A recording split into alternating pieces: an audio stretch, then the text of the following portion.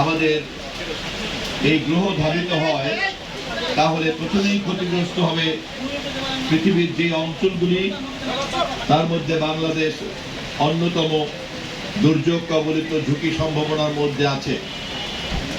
আবার বাংলাদেশের মধ্যে যে এরিয়াগুলিতে সব সাগর পাড়ের বাসিন্দা, সেই এলাকাগুলিতে এই সবচেয়ে বেশি ঝুঁকির মধ্যে আমাদের জনগোষ্ঠী থাকবে।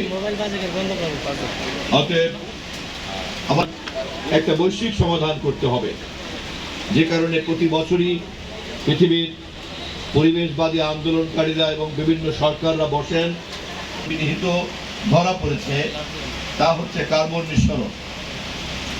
আমাদেরকে জ্বালানি ব্যবহারের ক্ষেত্রে আমরা যদি সতর্ক না হই, কার্বন নিঃসরণের ব্যাপারে আমরা যদি সতর্ক না হই, পরিমিত না হই, সারা পৃথিবীব্যাপী যে কার্বন নিঃসরণ হয়, এই কার্বন নিঃসরণের কারণেই আমাদের এই তাপমাত্রা আমাদের বাসযোগ্য পরিস্থিতির বাইরে চলে যাচ্ছে।